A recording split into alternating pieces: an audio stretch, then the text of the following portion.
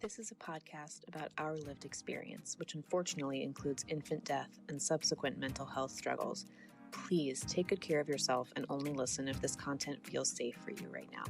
We'll still be here when you're ready. Hi, I'm Judith. And I'm Alina. We are internet friends turned real-life friends who both experienced the tragic loss of our sons to sudden infant death syndrome in winter of 2021. In the year after Aiden died, my husband and I both became unemployed. My parents divorced, and we had to move 5 times for various reasons. And as for me, just a few weeks before my son Quinn died, my then husband had come out to me as a transgender woman, and we're subsequently divorcing. It's been a lot. It's been a lot. But as long as we're living, we will love our sons deeply and work to make sure that we live a life that makes them proud. Welcome to As Long As I'm Living podcast. We're so glad you're here. How are you? I am good. I feel like the holidays were a holiday, which means not the best, but they're done, and I feel alive. You feel alive. I feel alive. I think that's a good place to start. I think that is not how you feel. I don't feel particularly alive. But, I don't feel particularly dead either. Well, that's good. I'm glad that December is over. Honestly, to me, that's like the best progress that I could have made. But things are complicated, Very complicated. So we're just chugging along. I'm glad Aiden's birthday party's behind me. I'm glad his birthday's behind me. I'm glad my birthday's behind me. And I'm just... Totally. So, do you want to read that message that we got from Leah? Because I think it's like a way to set the stage for what we want to accomplish. Just got back from my Monday walk listening to Miriam's episode, and I truly feel like I just graduated from a month-long Friends of Grievers support group. I hope bereaved parents got something out of the series as well. It was so wonderful to listen to as a friend. Thank you again. First of all, isn't Leah a peach? She is a wonderful person. Leah for the win. Leah for the win. But I also think that she, I love when she said a support group for friends, because being a friend is really hard. So I think what I want to communicate in this episode is first just to say that it's really hard what you're doing. Supporting a grieving friend feels impossible. You never feel like you're doing the right thing. You never feel like you're saying the right thing. You feel like you're afraid to say something, but then you're afraid not to say something. You're afraid if you say something, you screwed it up and they don't respond. Is that because they saw it and liked it and felt comforted? Or is that because they saw it and hated it and are on the floor? Or is it unrelated to you at all? Right. And I think what came across as first and foremost is that the people who are supporting grieving people their biggest fear is that they're going to make it worse somehow. Mm-hmm. And I think the second thing that I gathered is that they're also grieving the loss of their friend, because the friend is really no longer available to them.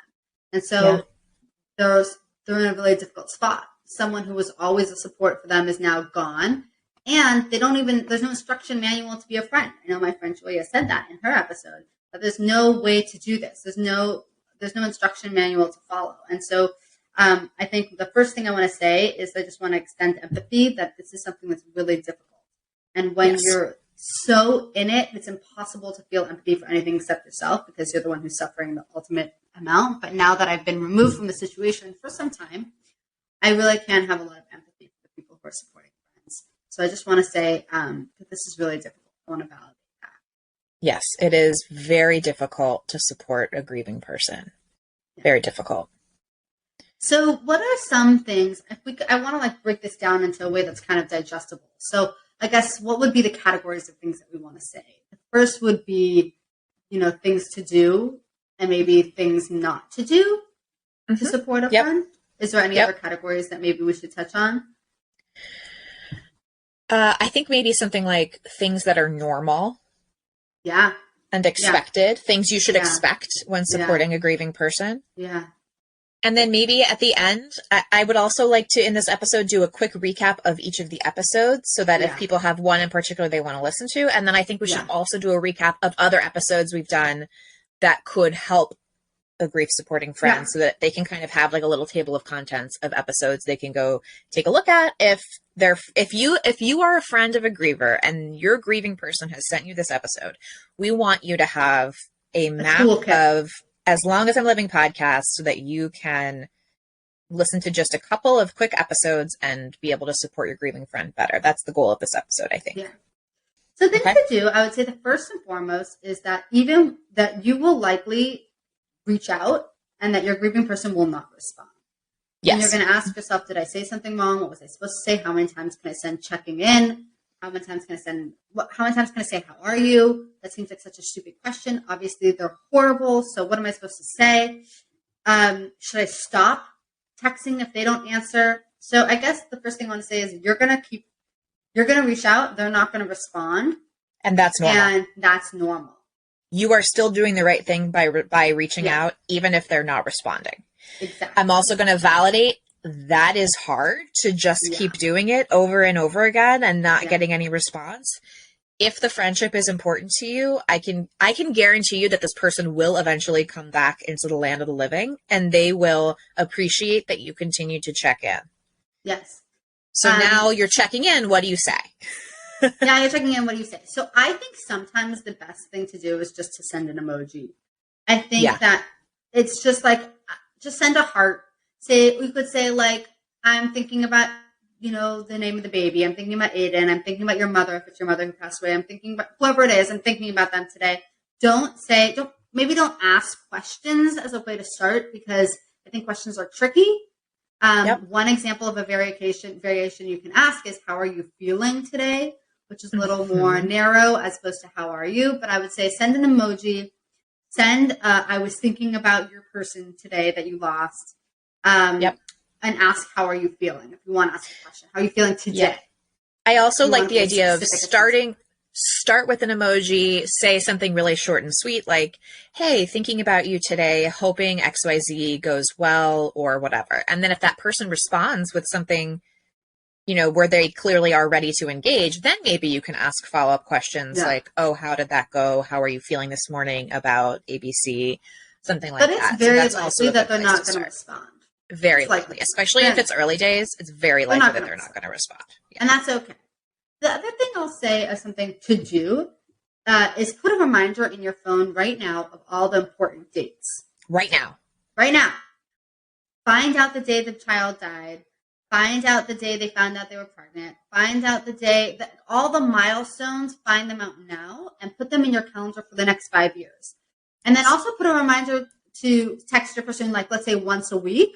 But also remember those important days, because the gist of what I think feels the most comforting is when you carry their loss too, which we've said a lot of times, but that means that you shoulder some of the burden of honoring and remembering that person.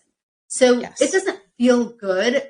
It had this just happen to me. It happened last year too, where a friend texted me and said, hey, do you want to come over and hang out on March 4th? They literally said that. They're like, why don't you come up to Philadelphia for the day and we can hang out? And I was like, no, that's Aiden's death anniversary. Like, you don't have to know much, but know generally so you can reach out to me and say, hey, I know this time of year is really hard for you. Preempt it. That feels really good. There are people who maybe are less close to the griever, and those people are going to have their memory jogged by the griever posting on Facebook or posting on Instagram. Right. And the griever is always going to get a ton of messages after they post stuff like that. That's like, oh, thinking about you. And it feels less sincere when you get a, hey, thinking about you message after you've made a post that jogs someone memory about you. Whereas when it comes preemptively, when it comes from the friend directly, that's someone who's close to you before you even post or like reach out, that feels so much more meaningful. 150%. And I will also add, if you are close enough to this person that you know important dates in their life currently. Like, let's say, when I was pregnant, my friend Miriam, you can listen to Miriam's episode, she remembered when I had all my big OB scans. She knew when I had my doctor appointments. And I'll also add another thing that was really meaningful is that she remembered all these different characters in my life. When you're losing someone, it's like you make new lost parent friends, you have new doctors. Let's say you're seeing a psychiatrist for the first time, you move to OBs. if you can find out the names of those other lost parents, find out the names of all these new people that are part of their world and remember them. So you can ask me, well, how's Alina? That would feel so much like you are involved in my life in a way that you really care. Or you ask, well, what did Dr. Brock say about, you're trying to get pregnant again? Remember the names of our doctors. Remember the big important appointments we have. Remember the big, just all those new moving pieces. If you remember them, it feels like you're in it with me as opposed to asking me, how are you? Yes. Because I'm not going to have an answer for how are you. But if you ask me, how is Alina doing? I can answer that better than how are you? Yeah. I'm serious. I really like that when friends do that. I do too. Yeah. I love that. People ask about you all the time. My therapist asks about you. Yeah, people ask me about Judith doing with Aiden's birthday? My therapist knows a lot about you. Okay, so then another thing I want to say is, as I'm hearing us talk about this, like, this is a big ask. We're asking you to, like, do a lot of emotional labor. I hear you. I want to encourage you to think about what types of support are sustainable for you to do regularly and only offer those things. If you don't live nearby, don't offer to do a whole food delivery thing. Like, you can't actually execute on that. Pick a thing that you can do with your life circumstances, with your energy level. Maybe you have a lot going on. Maybe you're also pregnant. Pick a thing that you can do. Let them know you're going to do it, and then do it. Execute on it. I would rather that somebody offer a smaller thing and do it regularly and show up for that smaller thing than to promise me the world, which may feel better in that at that promise. But if they don't follow through, that feels so much worse than if it had never been offered in the first place. Yes. And I would say, I'm almost 2 years out. It's really painful. The people that I thought were my closest friends in the entire world, that they've kind of disappeared. Yeah. Grief is long. It's a marathon, not a sprint. Mm-hmm. And 2 years might feel like a long time to you, but I'm still struggling with, literally hourly, I am struggling with things that have been touched by this loss in a way that's incredibly difficult and challenging. And so I know it sounds like, oh my God, I have to still do this in 2 years. Yes, you still need to check in 2 years. You're going to need to, maybe not every week, but 100% continuously check in for years. Yes. Years. Because my loss is never going away. Mm-hmm. And it hurts so much when the people I thought were friends for life, like they're like, it's too hard and they bow out. Yeah. This is taking too long. That hurts a lot. Another thing that I'll say is about where you should find support as a friend. Mm-hmm. So this is really challenging because maybe the person that you are supporting is someone that typically would help you. Like, I know for Alina, you really helped your friend Julia, and now all of a sudden your friend Julia doesn't have their friend Alina anymore. Yeah. And so it can be tempting to be like, I want to go back to my friend for support, but it's very likely that your friend can't support you right now. And so even though this loss is difficult on everyone, find other places to get your support. Don't call your grieving person and complain about your daily problems. Because I think it's really painful to hear. It's like, well, you're worried about getting your promotion. Like, that's dumb. I can't care. I'm not the right friend to talk to right now about your promotion. I'm not. And let me say it, like Judith said, right now. Like, it will come back. The grieving person, again, if they are an important person to you, like, they will come back into your life. Yeah. Your job in this really heavy time and during the difficult times of, like, at death anniversaries, birthdays, etc., at those times is to kind of take a step back, do what you can for them, and know that they will come back to you and be able to support you and be able to have space for you and your needs eventually. It's just, it takes time and you have to be patient. And we know in it's Miriam's hard. Episode, we spoke about how Miriam had 2 kids at the time. Now she has 3. But Miriam didn't talk about one thing going on in her life for 9 months. Mm-hmm. And to me, it made me feel good that I could answer her call and I didn't have to be worried that she was going to take any of my mental space. Mm-hmm. I also want to say something. And on this note as well, my friend Julia talked about how it's really not, she says explicitly, it's not that hard to not talk about her daughter and her stuff with me. She has other people she can talk to about that. Like, she valued our friendship enough to know that, like, she had, unfortunately, had to censor a lot of conversation and stories about her living daughter because it was too painful for me. And I really appreciate that she did that and that she said that so explicitly, because I think as the griever, it can sometimes feel like you're asking for too much to have somebody not talk about their kids, but it's really not too much, especially because it is temporary, you know? Yeah. It's short-lived. It feels long and hard, and it is long and hard, but like the really deep, the periods of time when you literally can't bear to hear about other people's babies it is overall short, and it does get better, and it comes and goes in waves, but it doesn't last forever. What do you want to say to the idea that, like, we still have such high needs years later? Yeah. And we still need love and support. Like, I don't know what to say to that other than there's something that I think is very altruistic about supporting a grieving person. It's giving without expectations of receiving.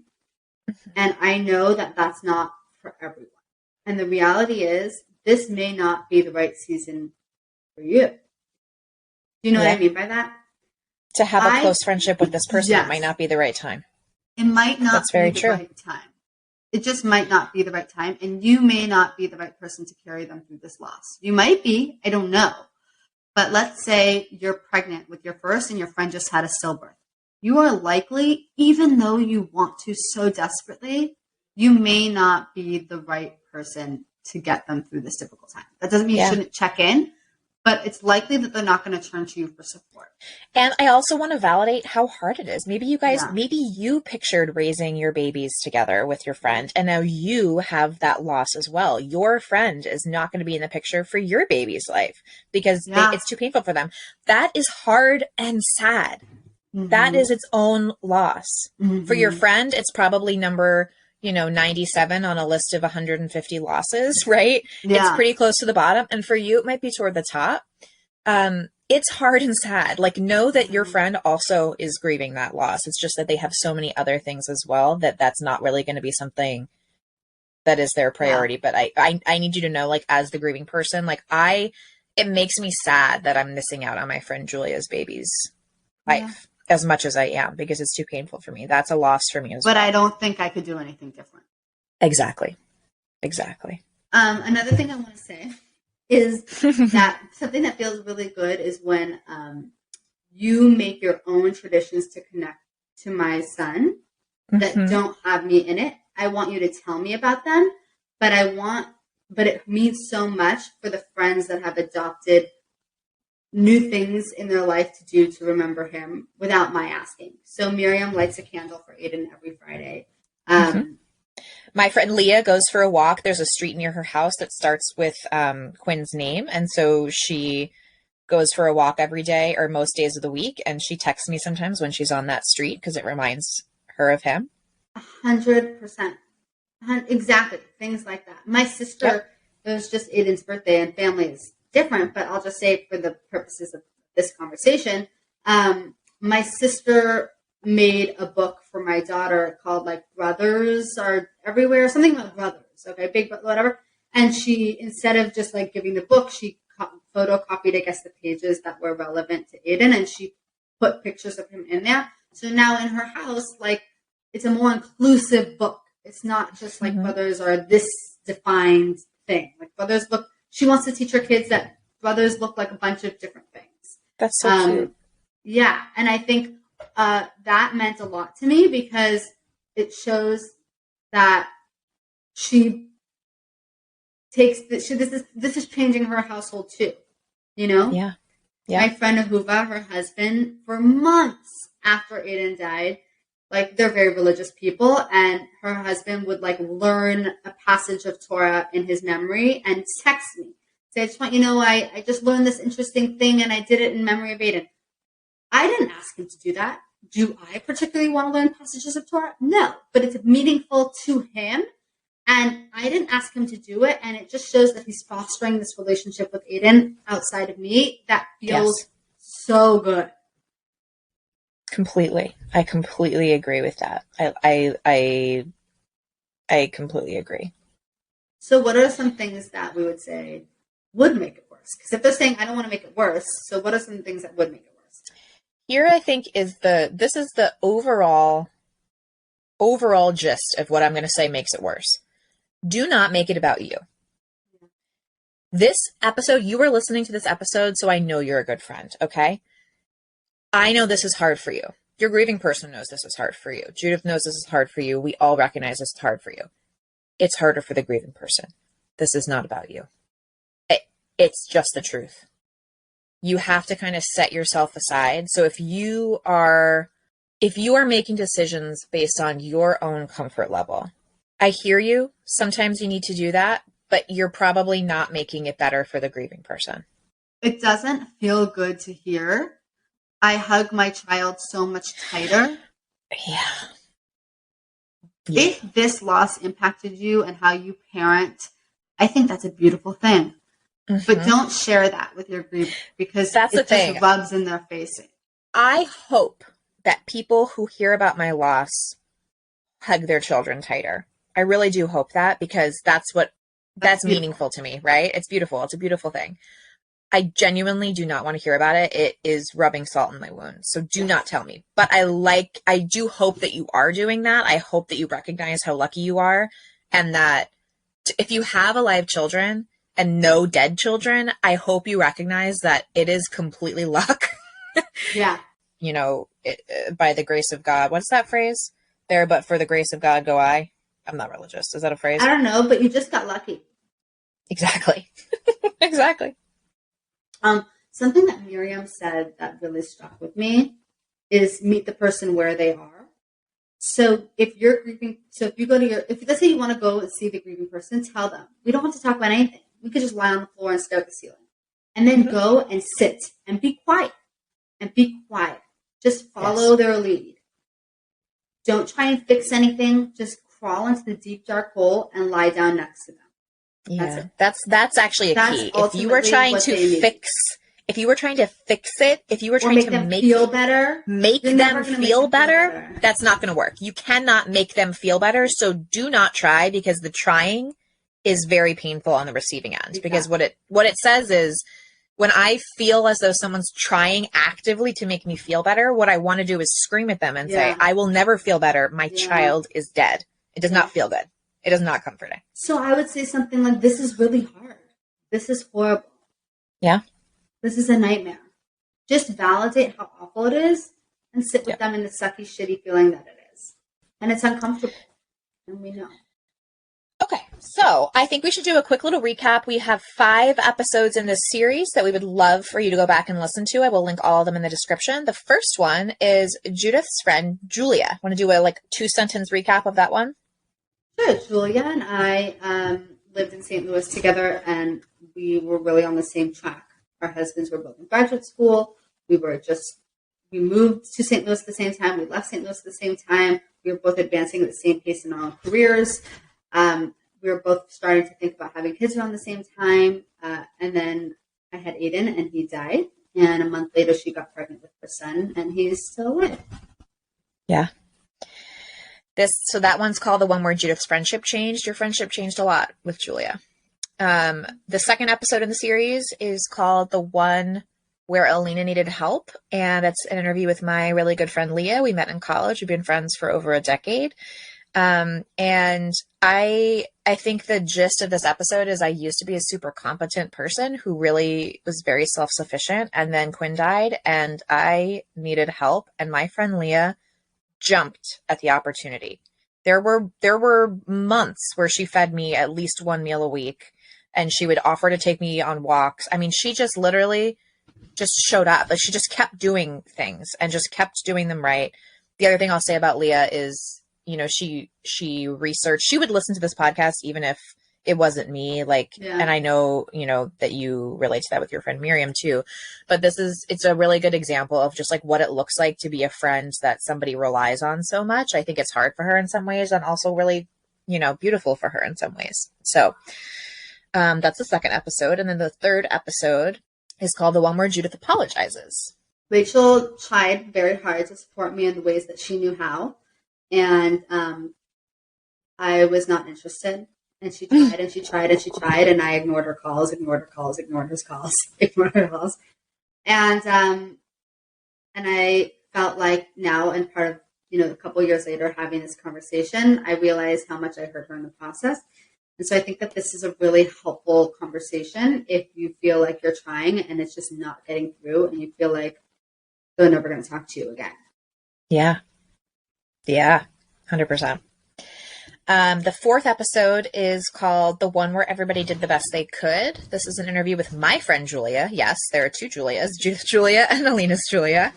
So Alina's Julia, this episode, similar to Judith's Julia, we were on the same track. We got married the same year. We got pregnant the same year. And then when Julia was pregnant with her daughter, Quinn died. And it's been hard for us. We still have a ton of love, but just because of our life circumstances, and we both have, some mental health things going on. I have anxiety and PTSD from losing Quinn. She has some things that she goes into in the episode, including postpartum harm OCD. So content note on that. We do talk about that a little bit.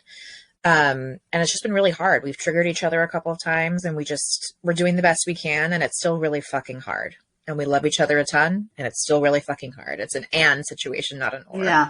Yeah.